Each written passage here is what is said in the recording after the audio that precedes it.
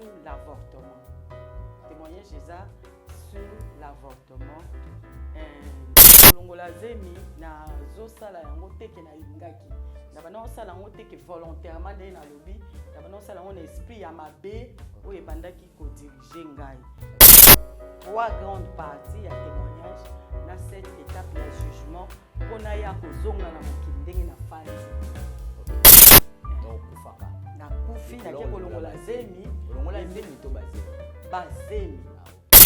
Na longola 5 avortements sans mutoyeba eza ya kobombana en secret. On a zana nga mwana malamu, mutoyebinga mwana malamu mais na sala makambo na kuku. C'est l'esprit. Esprit onga na zala ina. Esprit ya mabe, esprit d'avortement. Ce sont des esprits. C'est-à-dire zemi na zemi na mutu nango. Ezate zemi mi balemi satu na mutu boko. OK. Non. Neti yaya o na olobake yaya o ezaike makambo ebebisi o lelo na koma ko témoigner c'est mon encadreur. OK. Mon encadreur. C'est mais compliqué wana de longoli déjà. Wana déjà na sina longola 3 déjà. Pas ya ba parents. Pas ba parents. S'il peut bien. Normal mabe ezate. Et comme indescope mais yakini na lamuka. Na olamuka. Et l'autre côté, tout est normal. On a saigné. C'est normal. Ce qu'on a normal, on a ezalaki ni des airs koyo na koti na jugement.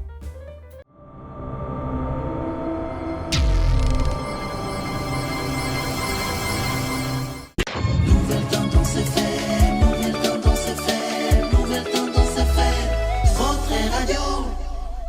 Shalom, mesdames et messieurs, très heureux de vous retrouver encore une fois de plus sur cette chaîne, une chaîne professionnelle, comme je l'ai dit, une nouvelle tendance, une tendance nouvelle. Avoir cette vie nouvelle, c'est ça, la nouvelle tendance, une chaîne idéale pour vous. Merci pour cette confiance et la fidélité. Vous ne cessez jamais de nous donner sur cette chaîne. Vous voulez vous abonner sur cette chaîne, déjà on a plus de 166 000 abonnés, mais on vous demande de vous abonner très massivement sur cette chaîne. Merci à vous, c'est pour la première fois que vous avez eu l'occasion de nous suivre.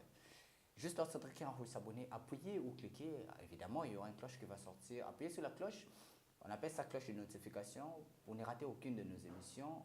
À chaque fois qu'il y aura une émission en ligne, vous serez la première à recevoir cette émission. Merci à vous tous. Merci à toute l'équipe de La Nouvelle Tendance. Merci à vous. Merci à Alain Ndele Yaba Alain. Merci à toi. Et sans oublier à tous mes partenaires, je salue SKS, elle fait pleuvoir de l'argent comme des larmes. Bon séjour à Kinshasa ici, à maman Aminata Nonga Labile, maman mon chéri, merci à toi. Bon séjour à Kinshasa, merci à Franck Mamba, Lévi Payi, Yabana Bandal et sans oublier Ferrand Vouvou, merci à vous. Merci à Daniela Monkoko Yaba Daniela, ainsi que la fondation Monsed, mon cœur pour des enfants ou des personnes démunies. Merci à vous. Voilà, aujourd'hui, on est là avec cette dame, une maman servante de l'Éternel, une dame qui craint vraiment Dieu. Et elle a une histoire. Son témoignage est tellement édifiant. Témoignage Nzaki Tokomakasi parce que ça me donne l'envie. Pour ça, il y a aussi les Sunzambe Makasi Robanga Benzambe. Moto yo yakoma ki déjà liwa akenda ki to mona Kevin Ayesuki. Et nzamba ya kozongisa po eta te ya biso na mokolo ya lelo. Comment on est Maman Caro? Maman Caro, je vous dis bonjour. Bonjour, merci. Bonne santé, maman. Ça va par la grâce de Dieu. Ah ben, moi je connais belé hein. Moi la Lukio, la Baby. Boula Mobimba. Boula Mobimba vraiment. Oui, et belé presque. Vraiment. Un mot na ba abonné na bisi nouvelle tendance au bazolanda yo. Pesa ba mata mbote. Ba heba nini ba kozela lelo epai na yo. Merci beaucoup. Balandina biso na pesi bino mbote na kombo na Yesu. Amen. Nzambe apambola bino nyonso. Tozane sengo ya kokutana na bino na communication. Ekozala bien tokosolola lisusu ya koleka. Nzambe apambola bino. Apambola pe chaîne oyo eyambi ngai pona libota na Nzambe. Amen. Bapambolama. Bazwa lisusu 1+ na oyo ezangaki biso nyonso. Atanga moko na sima nango échangera kaka chaque jour. Très bien.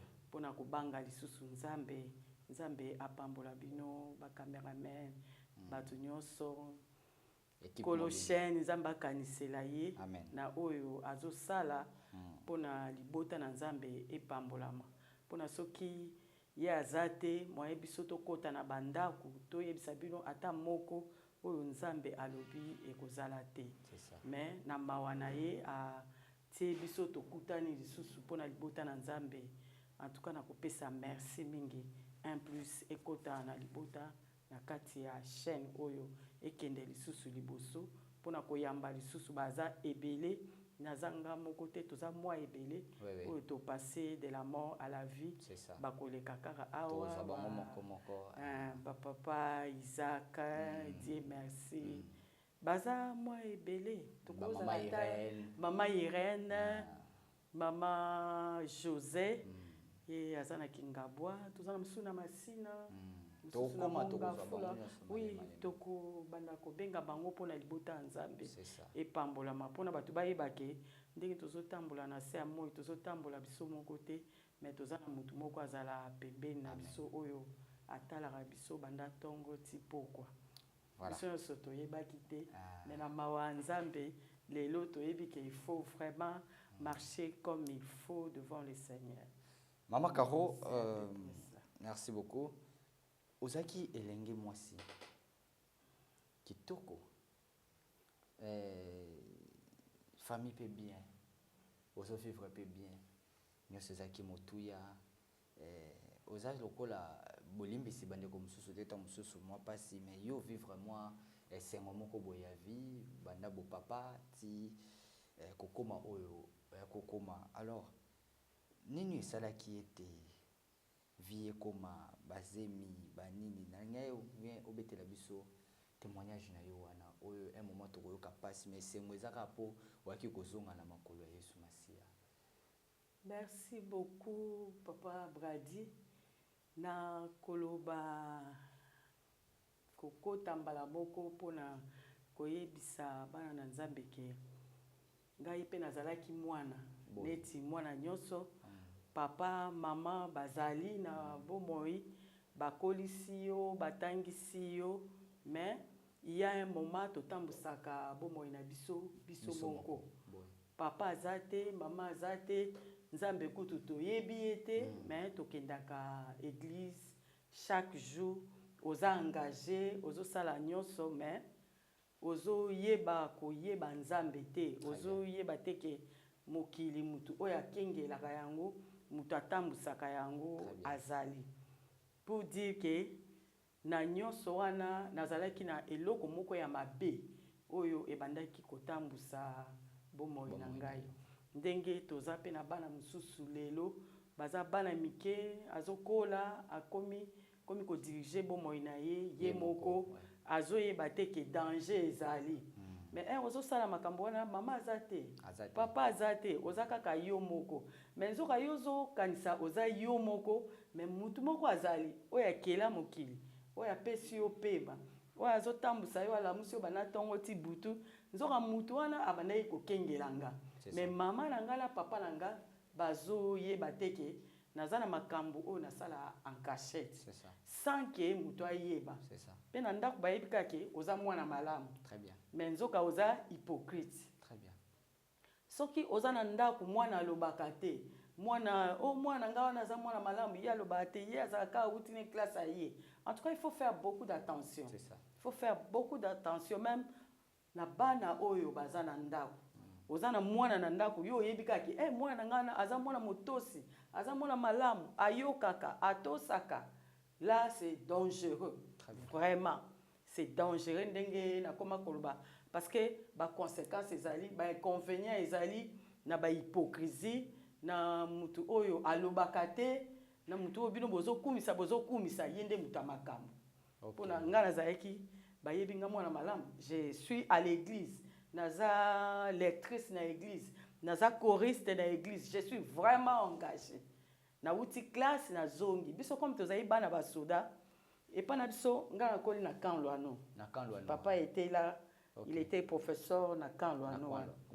Biso tozaki erwana biso tokola na camp Loano, il y avait des bus.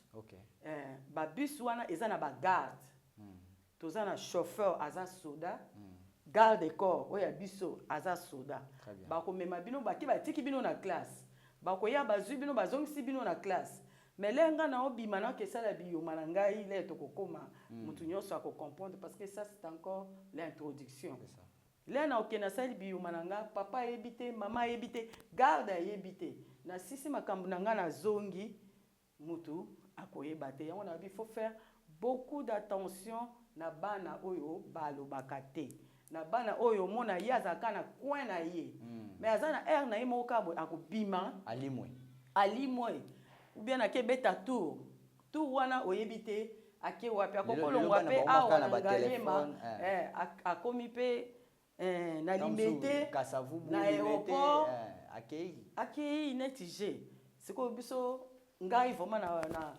mawanzambe nazalaki mutu wana mais sikoyo nde na koyeba nzambe na ye koyeba ke y avait un esprit qui me dirigeait donc nazaki na esprit ya mabe yango tokobanda kokota koloba koyebisa mutu nyonso le ngai na obanda kotémoigner obanda koyeba esprit nini etungisaka bomoi na yo eloko nini etumataka yo okoyeba ke namelaka cigarette eloko boye mtetindaka nga na nsima cigarette namelaka masanga mais il y a quelque chose oyo etindaka nga nakende ke bana basi abimi ayebisi parent te ya un esprit oyo ezodirige ebimisi ye na ndako akei donc chaque personne a un esprit qui les dérange maintenant il faut que chaque personne sache que tel esprit nde etie na koma boye tel esprit nde ezangisi nga eloko boye tel esprit nde eboyi ngai natanga parce que baparent baofuta classe le yo ozoke classe te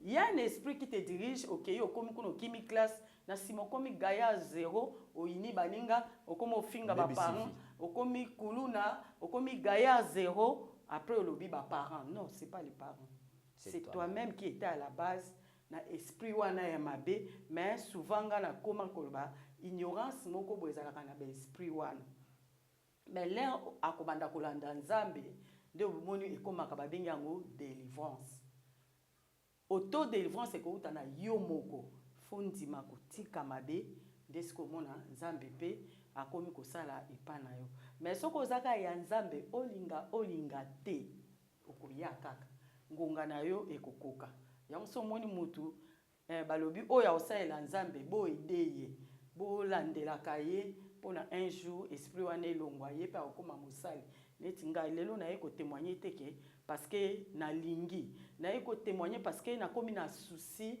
ya mutu nyonso ayeba nzambe parce que na se ya moi eloko ya spécial eza te tout est nu devant Dieu et tout passe en revue et il n'y a rien qui yo okokota nango na cercueil tout est vanité sur la terre des vivants. Très bien. Et loko moko te même kolto okufa 1m20 wana okokota na eloko te okomi kota ka boye okomi pe poussière olimwe eleko zate même bible na ngai boye na okota nango te il faut batikela ngo mutu atanga pona abongwana parce que avec la parole de Dieu c'est la vie éternelle so ozotosa mukolo wana ya suka ba ange ba ya bazui ebembe na yo bazui yo bakena yo mais yo muto yebi nzambe te okobeba kaka boye okoma poussière oza na valeur te otikali mutu nyama. Très bien, merci beaucoup Maman Caro. Tokota sikoyo na témoignage na témoignage na koloba eza témoignage eza sur l'avortement. Témoignage eza sur l'avortement. OK. Na kolongola zemi. Na kolongola zemi na zosala yango teke na lingaki. Na bana osala yango teke volontairement nde na lobi. Na bana osala yango na esprit ya mabe oyo ebandaki ko diriger ngai. Yango leo yo okobanda kolanda témoignage de la mort à la vie. Kolanda yango te na nzoto. Landa yango na molimo ya nzambe na kati na yo etambusa yo. Pe ozo yango ya anjete parce que ekoyede yo 4 générations ya vie na yo ekobika na sima na yo le yo koyoka okene kobetela mutu lisolo mutu le akoyoka nde mutu akoluka moyen a changer atika mabe pardon alanda nzambe mais kolanda nzambe eza pétété papa bradi na obetolo lisolo moko muke oyo na utai kokutana nango semaine oyo touti koleka semaine oyo touti koleka toke kokunda beau-frère nanga mobali aleki nanga na métropole tokomi kuna bien sûr tokendeke tokomi kuna toke kokuta place toke kokunda beau-frère nanga nakei natali nanu côté ba papa Wemba papa ale moloto natali enani oyo baza pembeni oh papa oyo mkola utai kokufa lutumba balandani côté wana sikoyo namoni na mpe ya tshaka mwana te sikoyo naye kopesa mokongo natala boye na nsima na ngai oh mais natala boye nabaluka azali na nsima na ngai natali na bandi kotala sikoyo bato nyonso ndenge baza nake so epa Marine Sambu natali sikoyo susi na ngai ezalaki nini ndenge tosala bafoule nde bato bazolanda nga sikoyo eza bien mais place tokende kosuka eza mwa place moko ya muke mais eloko te même ndako banda olala otika même mutu ko banda yango na bi tout est vanité donc tozobima na cimetière ngamu na olela na bizambi pardon nzembo oya matusa moni na lobaka teyaka yo moto zui grâce teyaka yo moto zui grâce musala na ozosala sala mpona bato bazwa grâce na nsima na yo babongwani yango na bi nzambe apambola bino parce que na nsima na ngai bamosusu bakoya mpona aide bato okende na lifelo te enfer ezali bamosusu baza bakoya oyo bakoya awa baobetela bino c'était sur l'enfer boye baoya obetela bino c'était sur le paradis boye akoexplike yo ondima te mais eza ndenge wana ngai moi je vais parler sur l'avortement témoignage na koloba eza na 3 grandes parties 7 étapes ya jugement 3 grandes parties ya témoignage na 7 étapes ya jugement mpona ya kozonga na mokili ndenge na fandi boye donc kufaka na kufi na ke kolongola zemi olongola zemi to bazemi bazemi na longola 5 avortements sans mutu ayeba eza ya kobombana en secret mpona aza na nga mwana malamu mutu ayebi nga mwana malamu mais nasalaka makambo na kuku ça veut dire donc, je fais en cachette obimana mibali libanda nini mais en cachette tout ce que tu fais en cachette tout ce que tu fais en secret est nu devant Dieu olinga te leo yo ozokende olobi na osala ya kobombana leo yo olobi nazosala nazaka ngai moko mama aza te papa aza te mutu aza te mais mutu moko ya mibale azala na yo pembeni aobimiso poisa voilà olinga te tout est nu devant Dieu il n'y a rien de caché nakobakisa lisusu tous nos pas sont surveillés tous nos mouvements sont contrôlés tous nos pas sont surveillés même les mouvements tels que je fais là c'est contrôlé pono yebake ya kobombana izate ezala ndenge ninde na lobi 6e avortement de sikoyo yaki kotia ngai na yeba nzambe ndenge na komi koloba ezongisa biso bana la premier avortement sikoyo na osala kaka conclusion pour il y a 3 grandes parties et il y a 7 étapes il y a jugement pour na zonga na banda koloba ndenge na lobi lelo j'ai fait seulement la conclusion pour na muto ayebake olingo ngate yo po oleka yo na ndenge na yo ngai pe na leki ya ngai na ndenge na ngai yo po kokutana na nzambe na ndenge na yo ngai nakutana na nzambe na nzela ya kolongola zemi peut-être yo okutana na nzambe na makala peut-être yo okutana na nzambe na mutu na mutu aza na grâce na ye ndenge nzambe akosaleli mpona akende kokutana na nzambe ndenge nga nakende kokutana na nzambe na avortement elekaki ndenge nini nalobi eza na 3 grandes parties eza na 7 étapes ya jugement 3 grandes parties eza nini ndenge obotami nazotambusa bomoi na ngai deuxième partie nakoloba ndenge nakomaki sikoyo kodirige bomoi na ngai moko ni papa ni mama ni nzambe mpona mona eke nakomi mutu ya makasi là c'est la deuxième partie bokolanda yango de long à large oyo nazosala kaka baintroduction Troisième partie, ezalaki ndenge nini, ndenge lelo na komi koloba, ndenge lelo na komi kotatola nzambe, ndenge lelo batu bakomi bamsusu babenga nga prophétesse, bamsusu babenga mama pasteur, mutu mususu abenga na ndenge na ye. Donc ngolu eyaka na ndenge parce que aza nzambe, mutu ayebi makanisi na ye azate, mutu pe akokoka na koyeba les profondeurs na ye azate. Na kopesa verset clé oyo ekozala ti mukolo nzamba kosunga to silisa na koloba eza na Exode 23 verset 26. Exode 23 verset 26. Na kokotanga? OK. Exode 23 verset 26. Ngana oloba ka mo mke papa kotanga Exode 23 verset 26. Exode 23 verset 26. OK. Exode 23 verset 26. Exode 23, verset 26. Amen. Il n'y aura dans ton pays ni des femmes qui avortent, ni femmes stériles. Je remplirai le nombre de tes jours. Amen. Deuxième verset, 1 Thessaloniciens 5, verset 23. Ah, voilà. 1 Thessaloniciens 5, verset 23. Bon, skolongai na kokota na mozindo. 1 Thessaloniciens 5, verset 23. Voilà. 1 Thessaloniciens 5, oui, 5 23. Verset 23. Que le Dieu de paix vous sanctifie lui-même, tout entier. Amen. Et que tout votre être, l'esprit, l'âme et le corps, soient conservés irrépréhensibles lors de l'avènement de notre Seigneur Jésus-Christ. Amen.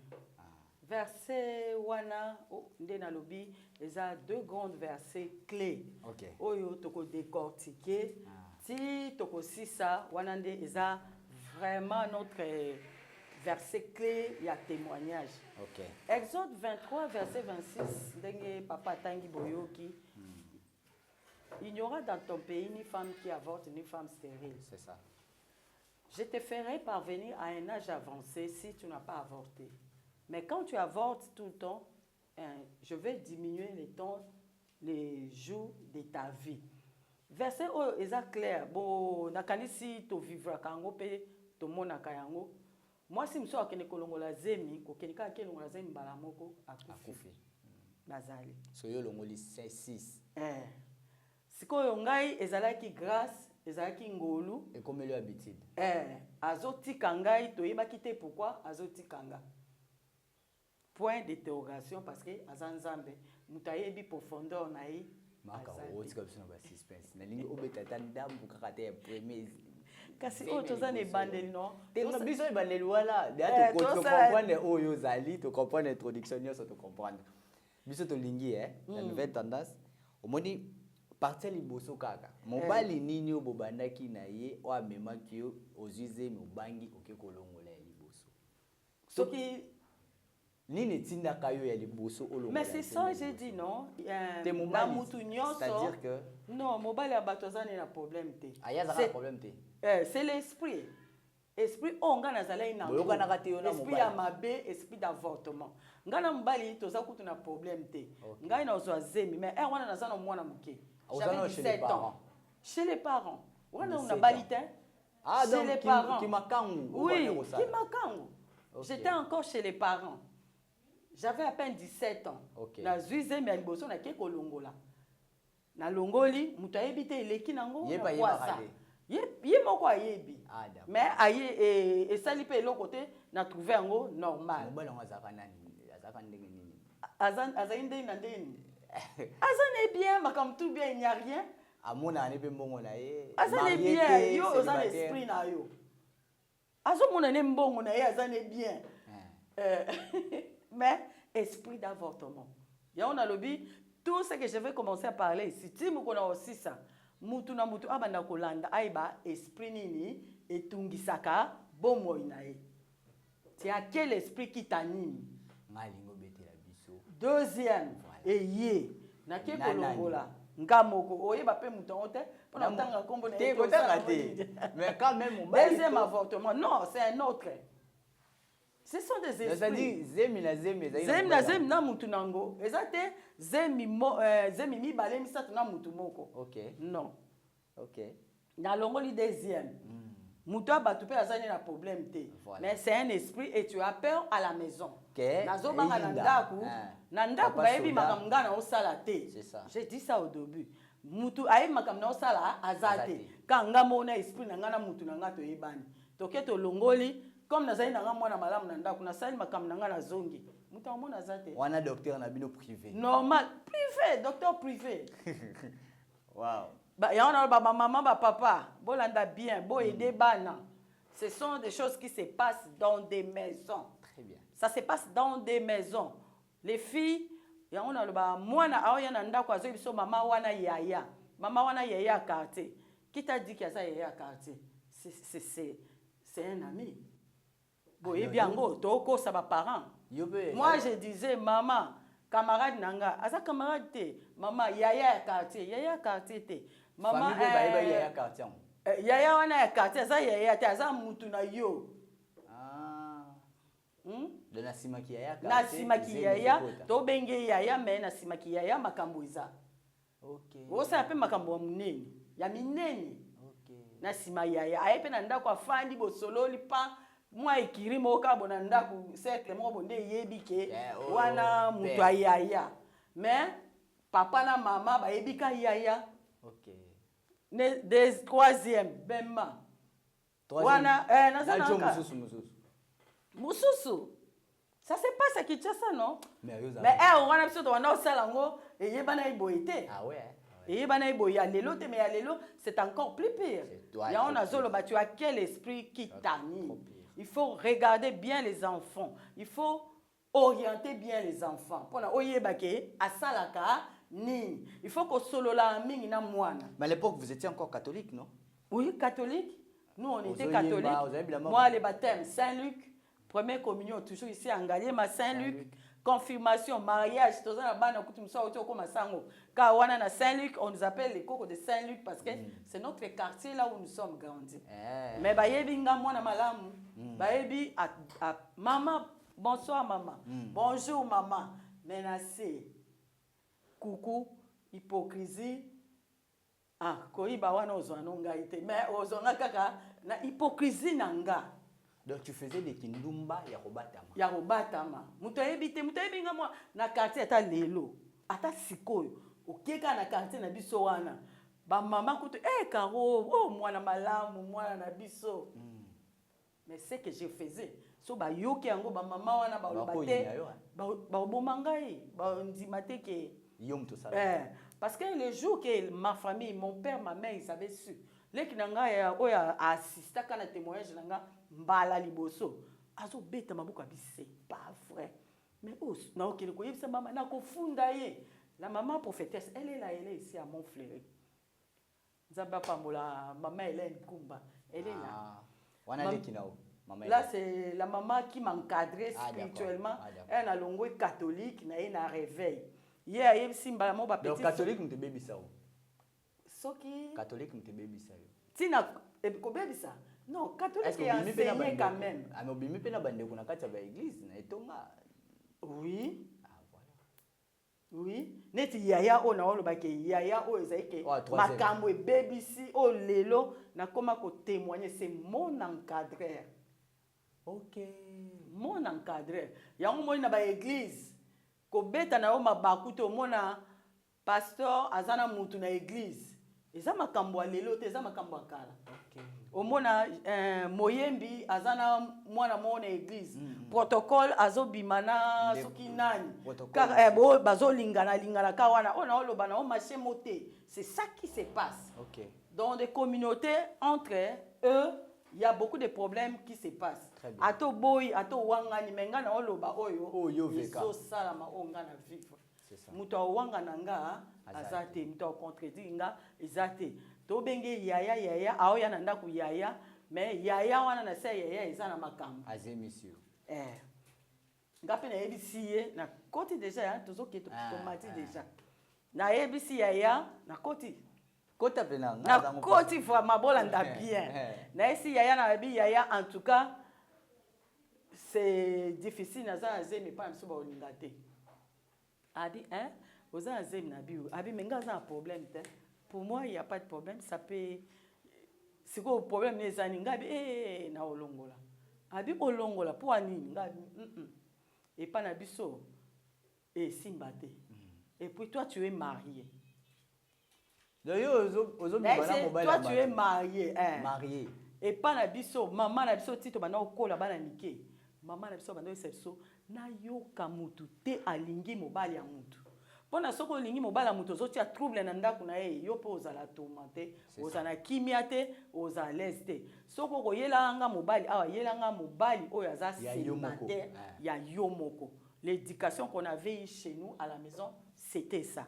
C'est ko ngai na bana obanga mama na loba mama lobaki kozolinga mbala ya mutu te zala na mobali na yo moko bobanda na ye ata azokombola soki wapi bobanda omata na ye male mbeti bokoma na mbongo mais ozo mobali ya batu koya kutu na ye epa na ngati na za même pas na besoin na ye nyoso na siko kobanga mama parce que yaya bayebi yaya na ndako siko na oya oyebisa mama biso mama ye yaya mama yebi mobali na ayebi mwasi na ye ayebi famille na ye ayebi ba parents na ye la communauté kuna sika tozali kuna na église bayebi ye ke esimba te ngapi na bi moi ezate na obanga mama abi ça va mais siko entre parenthèses avant otokoma wana ene ko arriver pe omoni mwasi na ye pe opesi pe mbote te na yebi mwasi na ye te ayo tikala ko mona te tikala ko yeba ayo ba ka za esika mususu ye ba ope esika mususu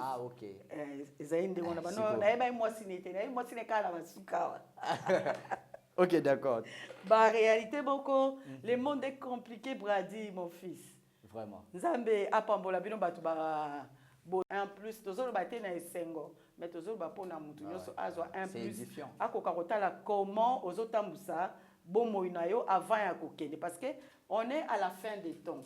La fin des temps il faut se préparer. Il faut ko bongisa na kozonga ka ndenge nini ndenge baninga balali na ba cimetière mais biso to kokende ndenge nini. Tango yo kana sikoyo ale na yebisi ya lobi nga za problème tenga kutu na ndimi na ngai. Nga unalingaka yo kala parce que là c'était j'étais mariée, je suis partie na balaki na bali na yako zwa mobali aza médecin. OK. Là na bali médecin na kei. Et comme sikoyo là na kenda kwa libala na kende ko zemi et comme ko compliqué nga. Là comme compliqué. Et simbité zemi compliqué wana de longoli déjà. Wana déjà na sina longola et 3 déjà. Et pas ya ba parents. Et pas ba parents. Parce que tant que libala zemi compliqué. Là na komi na libala nzamba e ko sala ke aye ko pesa nga mobali aza médecin. OK. Bolanda awa bien. Là na komi na ndako libala zemi e komi ko compliqué après eye ko ya pe bien. OK. L'air eye e bandi complication yango moko. On ne sait pas pourquoi. Lui comme il est médecin alors bi to que peut-être pas ba camarade nga ba médecin ngamo peut-être na ko tantonner. Comme ngamo ko na ko ka sustain on doit voir d'autres médecins. To que pas ba médecin mususu batali mais pas si ma casse au docteur comme ça elle saura pas à vivre bien il faut tout ça la héritage il pas lobby est-ce que beaucoup tikate abi non ba on ba c'est surtout tiki elle va souffrir et que ça la bien te faut ka kato longo abi ça va il y a pas de problème voilà na auto ça mariage donc balongoli au 4e zema na balibala siko là siko ba longola Hier, Azaki, il fallait observer tous les camarades mais la santé ça va, ça va, il y a pas ça va, il y a pas de problème mais elle avait déjà avorté avant de faire l'éhéritage. On avait déjà avorté pour dire que on a obéi c'était. Ce qui olongoli zemi avant ngai nzamba sala ki na ko bala médecin. Mais yo na évité ce qui a eu ko suka ndenge nini. Olinga te etika déjà trace. Il y a un trace qui reste, il y a ba héritage wana. Et ça la maka etikalaka yanga ezaki médecin ayeko atuninga pekaro avant le mariage tu avais déjà avorté parce que nga sala mariage na 19 ans. J'ai fêté mon 20e anniversaire dans Dakwalibal. Ayeko le bakaro tu avais avorté avant de marier na bi oui obomba ndeni yaza munganga obombele ni abi bon ça va to fandi nzambalala te zemi mususu yi c'est compliqué mususu. C'est quoi comme les deux familles bakombi kopotana. Maman a besoin lobi nga mwana nga za problème te et pas nga problème ezate. Et pas na ba on peut ba bien moi sika alataka aliaka boyena boye. Azobotate. Azobotate. Complication bandi ko ya les deux familles. Et tout ça le mariage tout ça qui sous ana on avait déplacé. Les to potani kune simbite na ye kozonga awa na Kinshasa. Les na zongi na Kinshasa nde na ye kokutana na yaya o na zoloba mon encadreur là où j'ai prié. Okay. Mon encadreur wana nde sikoyo zemi wana lere ye koya o 5e avortement na lere ye koya 6e avortement lere ye koya nde ememi ngai poisa ndenge lelo nakomi koloba mutu nyonso na banda esiko ko bomba makambo nyonso ezaki en secret olingi kutute bayeba siko obomaki libala place ozalaki na bomaki te c'était le problème de complications et c'est que ozonga kicha azonga pa ba pa mais mobile atikali mobile atikali na yekuna nga na zongi nanga awa na kicha c'est pas ba pona okima pe ba makelele ya famille tout na ele na zongi pa ba parents de to yeko zonga na to yeko kutana na yaya encadré yaya encadré mais kuna libala na ekufiti kuna libala ekufiti na zongi na yo déjà OK est-ce que kutana à la famille d'accord nde sikoyo yaya aye koloba na bana pe kolinga ye mais sala makate sikoyo na meka na tante nde tozonga bozonga na encadré to ye ko kutana sikoyo na yaya na ndenge ye ko ya na ndenge komi l'air sikoyo na zuizemi na epsi ekosimba te maman na biso esimba te parce que oza mbale ya bato et puis nous sommes dans la communauté ensemble esimba te ameki kobondela na epsi na kosi esiko ozwelanga ndako abina zelo ndako abi po mezate na zelo ndako azonge pe na tozongi pe ka côté na biso na ma campagne tozongi wana côté ba lolo la crevette na likolo wana ka tozui pe ndako bien to pesi mbongo makambo tu na kende na ebisi avant na kende photo longola pour savoir que j'avais l'esprit d'avortement. Yango na otuna yo ozana esprit nini o etungisa bo moina yo aozo yo kanga. Tu as quel esprit qui te dérange dans la vie? Nini o vivra kanango o etungisa ro bana tongo tipo quoi. Moi je n'ai pas comprendre dès à partir. J'avais l'esprit d'avortement. Derrière l'esprit d'avortement, il y a beaucoup de choses qui vont venir encore. Et belé. Wana to yeba ona kati. Bon siko tozo kendika. Siko ondimo lo mola. Siko yo na yebise na bi simba te na zupenda ku makamyo so na bi avant na ke kota na ndako. Il faut le mola. C'est ça l'esprit. Yepe lobi bon problème ezate. Kene ko luka médecin.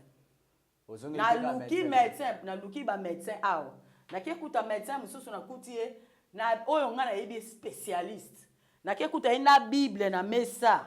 Na salle na ye na kati ya cabinet médical na ye na Bible na ye. Oh atelinga madame bonjour to sololi. Oh madame qu'est-ce qu'il y a na bi tala na ye boye. Abi oh mais na sala ka su biloko na te na koma na oh azuka Bible na ye.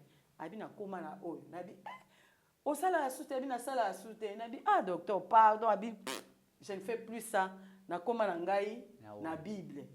Ngana lobi abi na karo je ne fais plus ça. Na c'est docteur pardon. Abi moyen na ça les ate. So wana na zonga ki nzamba sala grâce na zali déjà au sala. Na zonga ki na zo imsala. Abi so mbongo na ya président c'est salo mukusa. Pesa ngai. Wana sala présidence. Wana le na zongi abi so mbongo salo mukusa. Abi na pesa nga mbongo na lia na kende nanga. Na bi docteur pour mes ate merci. Na zuna kaya nike na pesi na bimi na zongi sko yaya. Là na zongeli yaya na ebse tala na luki ba médecin, j'ai cherché au moins 4 médecins, nyonso ba komi na bango na makamsu, ba komi ko sambe. A dit ça va, je vais demander un ami. Ake ko tuna camarade na ye. Ake tuni camarade na bon pour mes ate, yebsa aya problème ezate. Azoinga numéro tout bien. Na kesi ko na hôpital de sika makambu lelo, tienga na fandi lelo, na komi ko témoigner nzambe. Na komi kolobale na ke na kuti pe médecin. OK, bonjour madame. Ça va? OK. Boye, oza na problème te na bité, na za na problème te mais j'ai un petit problème chez moi, na za na veine nanga, ezaka collant. Eza mikie, il faut pona zo ata tonga boye ba veine, il faut vraiment spécialiste moko boye pona meka utana bi na za kana problème moko complication à veine mais tension nini tout normal abi ok problème eza te d'ailleurs awa pe toza na spécialiste na biso ok bon mama mata yaya pe azali na mosala asali mbangu aye nga wana nakoti na salle d'op kokota na salle d'op bapesi na bango mpe makambo nyonso tout bien eleki bien kiritage normal oyo bato babananga nakoma spécialiste non eza makambo na lekani nango kiritage normal le médecin c'est 30 minutes. Ils ont combien de mois? 30 minutes, kiritage normal. Tes amis n'ont comment combien de mois? Bah semaine. 2 mois. Non, c'était déjà presque 4 mois. Ils ont 4 mois. Mais il y a 4 mois. Allez, on a tous au bundana, tous au potana. Ah ti, et comment y a zolo ndaku batin wana nyonso? Ya lo binga bi bayo tike ça non, il y a pas de problème ndaku na ozoela ndaku. Je vais m'en occuper de tout na bi et simbate. 4 mois. Vous êtes mariés. Ya bi si qu'on soit marié, on s'est marié. Chez nous, ça ne peut pas passer. Maman a besoin de simbate. Papa n'a encore moins. Si on m'a typé déjà, allez. Kiritage fait ça la minute. Kiritage normal. Boy, ils ont 30 minutes. Ok. Avec curette. Système aspiration, c'est 5 secondes. Maman docteur. 5 secondes. Ben, on va le système, il y a curette. Donc, au moins 30 minutes et s'il. Les basali. Et s'il peut bien. Normal, ma bezate. Et comme il dit que mais il y a qui n'a lamuka. N'a lamuka te. Tension T. Et l'autre côté, tout est normal. On a saigné. T normal. C'est qu'on a normal, on a ezalaki ni. Des R, c'est qu'on a côté na jugement. C'est bon, on s'arrête par ici, on va continuer prochainement. Là, c'est ce que j'ai jugement, on va la deuxième partie. Dès qu'on a côté na jugement. Donc, dès qu'on a lobby, cette étape, il y a jugement. Ok. Olinga te. Okoleka na jugement. Olinga te jugement. Ezali. 6e musim no longa tona agini. Pardon? Au combien d'années ba agini na ba 6e mois? Ba 30 là ça pouvait 29 hein. D'un espace à 17 à 29 au long du 6e. Oui. On va continuer ça prochainement. Merci beaucoup Maman Caro. Olinga te na soyi na se ya moyi jugement ezali. Tous on a deuxième partie kalate.